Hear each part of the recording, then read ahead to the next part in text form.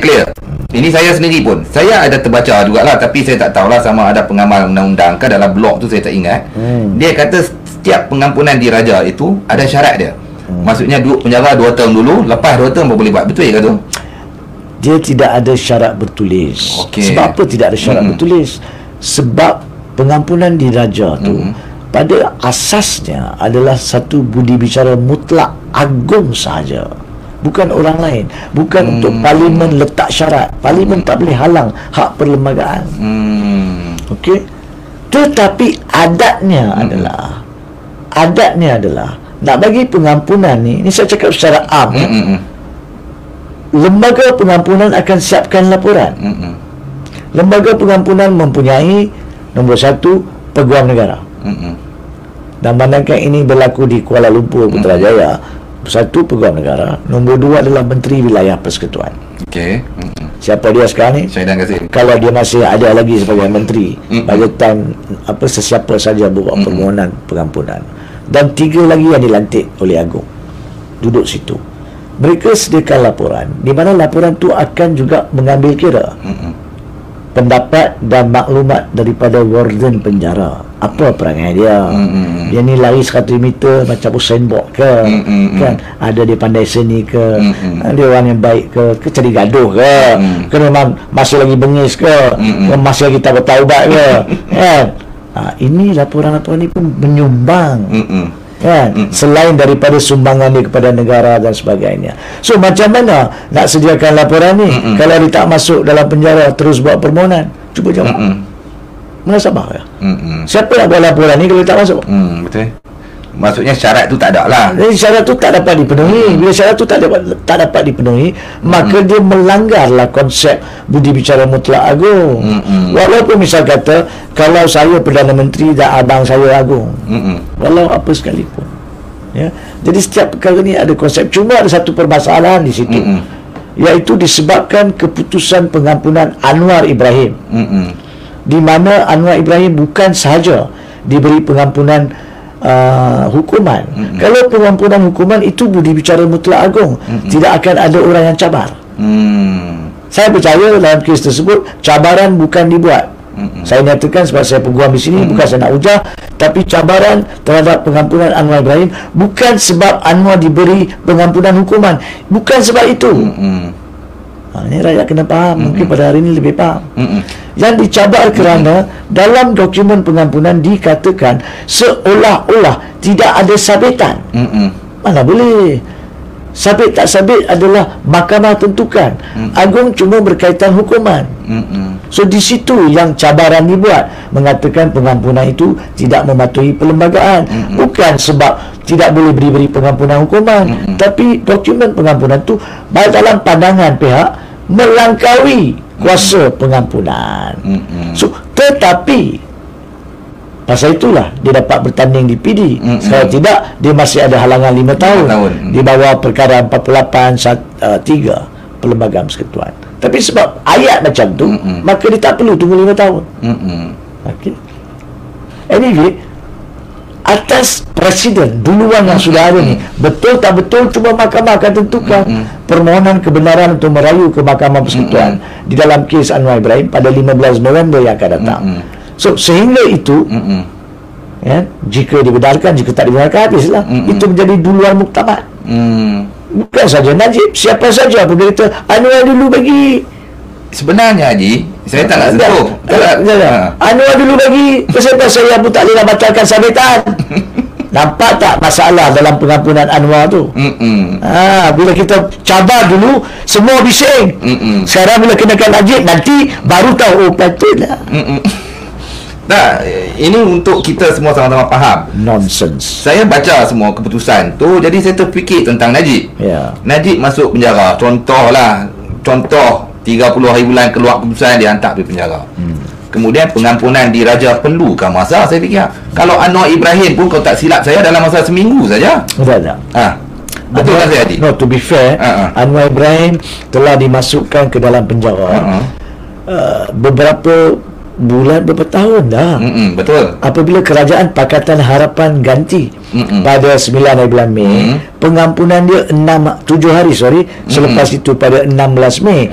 Tapi dia sudah ada dalam penjara. Iyalah. Jadi sekarang ni soalannya adalah, kalau Najib, dia pun kena masuk penjara. Yalah, kalau masuk penjara seminggu lepas seminggu dia maksudnya boleh. Ya, dengar tu. Boleh. Kalau Agong kita jadi supersonik solar radar, ya, laju semua siap. Saya bukan nak tuding kepada sesiapa. Pasal permohonan Datuk Seri Anwar Ibrahim itu sendiri pun mengambil masa 7 hari ya. Daripada tarikh penukaran kerajaan sampai pengampunan. Betul. Jadi kalau yang dikelolakan oleh pihak Anwar Ibrahim lah. Yang diminta sebagai syarat adalah Anwar Ibrahim. Jadi tak terkejut kalau selepas Najib masuk penjara, tak kira lah sebulan ke, sebulan setengah ke, tapi permohonan beliau laju seperti Anwar Ibrahim juga. Dan kalau perkara itu berlaku, maka Anwar Ibrahim dan para penyokongnya duduk diam tau, tidak komplain. Tak ada hak. Okey, itu saya nak tekankan. Betul. Jangan pada masa itu nak pusing pula. Najib bagi pengampunan macam mana? Awak yang bagi contoh bodoh. Okey. Jadi kita kena terima apa jua keadaan itu kerana sudah pernah berlaku. Sudah pernah berlaku kepada pemimpin sebelum ini. Ambil masa hanya 6-7 hari. Proses pengampunan diraja yang bersih seperti kain putih Anwar Ibrahim dapat hanya ambil masa 7 hari. Jadi kalau Najib bin Razak pun kalau ambil masa macam tu, Pakatan Harapan dan penyokong-penyokong tutup mulut. Terutamanya PKR dan Anwar Ibrahim. Sebab daripada sejarahnya menunjukkan ianya adalah permintaan, tekanan, ugutan daripada PKR dan pihak Anwar Ibrahim yang mahukan pengampunan seperti itu. Okey. Padan muka kalau Najib buat permohonan. Bukan saya sokong, sepatutnya Najib pun tidak boleh dapat pengampunan sabitan. Sepatutnya. Tapi dia akan menggunakan, dia akan memaksa Agong. Bukan paksa Agong, dia akan menekankan melalui hujah-hujah undang-undang dia kepada pihak diraja. Anwar dulu dapat pengampunan sabitan, kenapa saya tak boleh? Nah, barulah pada muka mereka. Jadi itulah kadang-kadang, yalah, kita nak cakap lebih pun tak boleh. Dah kena cakap. Kena cakap. Sebab itulah saya cabar pengampunan tersebut. Sebab pada masa itu kerajaan adalah dalam proses membaik pulih sistem. Siapa yang menyangak, merompak, membuat rasuah akan dibawa ke mahkamah. Jadi kita tak nak mereka yang masuk ke penjara, jika masuk penjara kemudian keluar mengikut duluan Anwar Ibrahim. Sebab itu duluan Anwar Ibrahim dicabar di mahkamah. Ada faham, tak ada faham. Hari ini saya boleh katakan, sebab hari ini baru orang nampak. Manusia ni biasanya rabun kalau tak buta, selagi benda tu tak berlaku, tak nampak ke depan. Sebab itulah keadilan, kehakiman jangan dipermain-mainkan. Kedaulatan undang-undang perlu ditegakkan. Hari ini mungkin awak nak gunakan untuk diri awak, hari esok bila orang lain gunakan, awak tak ada hak nak komplain. Dan disitulah jatuhnya martabat sebuah negara yang berdaulat.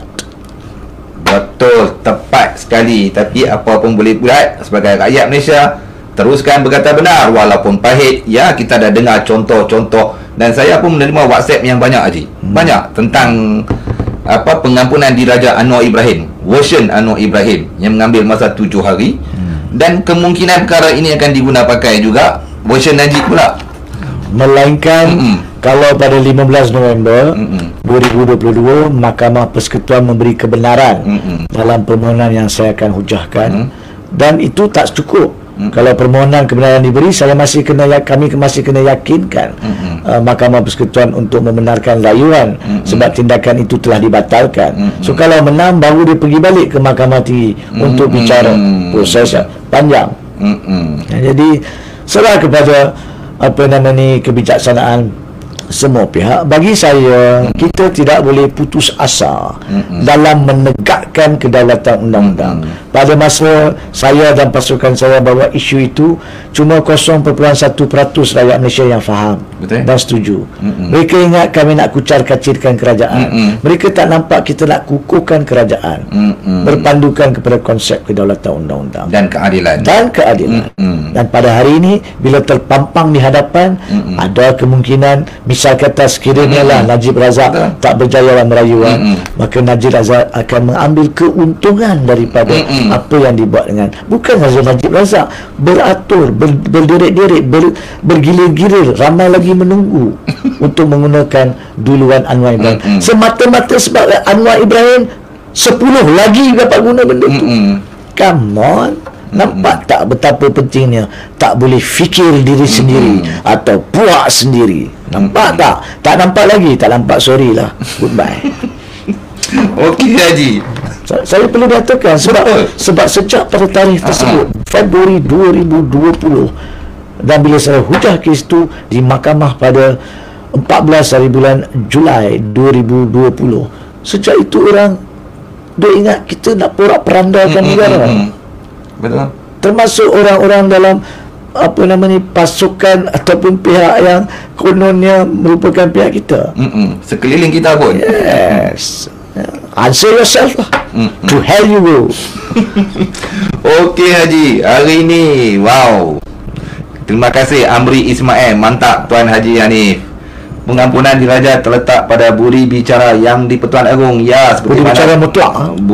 Okey, Tuan Haji tambah sikit lagi kepada Matin Iqbal. Budi bicara mutlak. Jadi kalau dalam total discretion. Kalau Anwar Ibrahim ambil masa 7 hari dan jangan terkejut Najib Razak pun break rekod 6 hari. Agung dari mana? Saya letak Agung Penang lah. Penang ada Agung. Agung ni pada mana? Faham. Oh, faham. Baik. Jadi apa yang dilontarkan oleh Tuan Haji memang pahit untuk ditelan oleh segelintir pemimpin-pemimpin politik. Apatah lagi perkara itu terpalit dengan muka dia orang. Tetapi di sebalik kepahitan itu, kebenarannya cukup luas.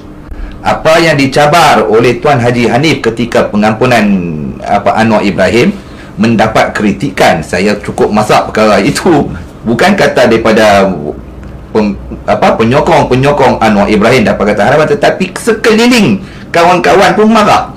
Tetapi kini anda rakyat Malaysia faham kenapa pengampunan itu dicabar. Kerana tidak mahu perkara itu menjadi turutan, ikutan, contoh kepada penyangak penyamun yang akan datang. Sebagai contoh, seperti mana kita duk olah daripada tadi, kupas tadi, contoh Najib Razak pula masuk penjara tak ada sebulan, buat pengampunan diraja 7 hari ataupun pecah rekod 6 hari boleh bebas. Saya bagi contoh yang lebih jelas, nak tak? Okey, silakan Tuan Haji.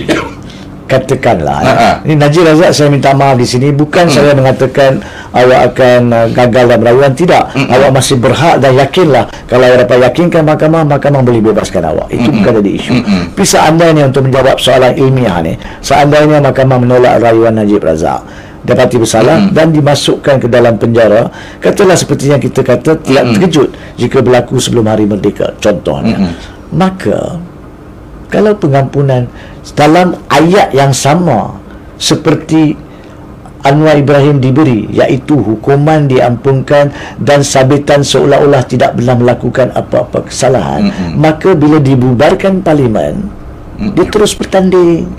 Nampak tak? Siapa yang rugi? Sebab apa? Sebab ada duluan Anwar Ibrahim. So, bukan sahaja dia dapat pengampunan sabitan kosong, berlaku pilihan raya bulan, katalah masuk berapa, bulan 9 bubar, bulan 10 pilihan raya, dia boleh bertanding kalau dapat pengampunan dalam tempoh rekod breaker, memory maker 6 hari contoh. So, nampak tak? Patutnya benda ni tak perlu tengok, boleh tahu, tapi semua nak taksub pemimpin, taksub sangat dengan pemimpin, taksub sangat dengan politik. Sebab itu saya cukup meluat dengan konsep politik dan politik kepatian, dan perlu perkara itu memang kita bincang pada masa yang lain, kita pernah bincang sebelum ni, tapi dia berkait rapat dengan apa yang akan dan boleh berlaku. Itu yang menimbulkan passion dalam kenyataan. Ini tak boleh pakai ya, menimbulkan keraguan munasabah. Okey tuan-tuan dan puan-puan, kita dah Ahmad Razif kata Anwar Ibrahim set the precedent for the royal pardon. Ya, setuju sangat-sangat dengan Ahmad Razif. For that nature, bentuk itu, iaitu kalau diampunkan hukuman tak ada isu ya. Hukuman memang itu berbicara mutlak agung. Tapi apa yang diampunkan kepada Anwar Ibrahim adalah seolah-olah dia telah tidak pernah didapati salah, tidak melakukan kesalahan, tidak ada sabitan. Maksud dia tidak ada halangan untuk bertanding. Sebab itulah Anwar Ibrahim dapat bertanding di Port-Dickson. Seolah dia tak buat salah itu langsung. Dalam itu ayat digunakan dalam pengampunan diraja apabila didedahkan semasa pengampunan itu dicabar di mahkamah. Jadi Haji, seperti biasa, walaupun tajuknya agak pendek, rayuan terakhir SRC Najib Razak, nak sembang 2 hari punya cerita ya. Apa lagi yang boleh jadi, tetap kita terlepas juga 5 minit.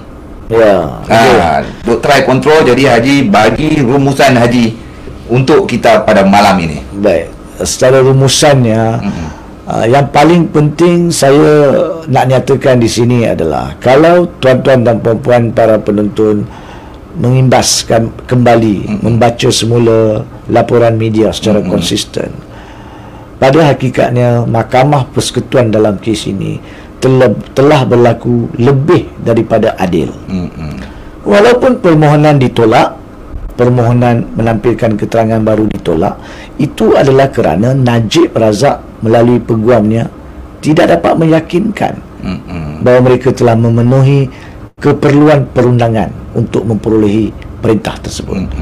Walaupun permohonan penangguhan Najib Razak telah ditolak, peguamnya telah ditolak, tapi itu adalah keputusan yang paling adil, sebab Najib Razak telah dengan sendirinya mengarang buku kesedihan terhadap dirinya. He's the author of his own misfortune, kerana dia tidak tekun, dia cuai, dia abai untuk menentukan standby pasukan peguamnya daripada 29 April 2022 dan cuma menamatkan Syafi pada 26 Julai, yakni 21 hari sebelum rayuan. Dia tiada hak nak komplain.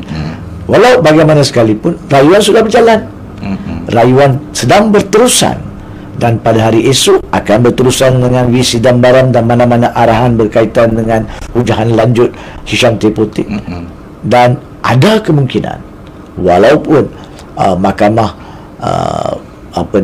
mempunyai budi bicara untuk menangguhkan keputusan kepada tarikh yang lain, mungkin bulan 10, mungkin bulan 12, tapi saya tidak akan terkejut jika mahkamah bersedia untuk menyampaikan keputusan sebelum Hari Merdeka.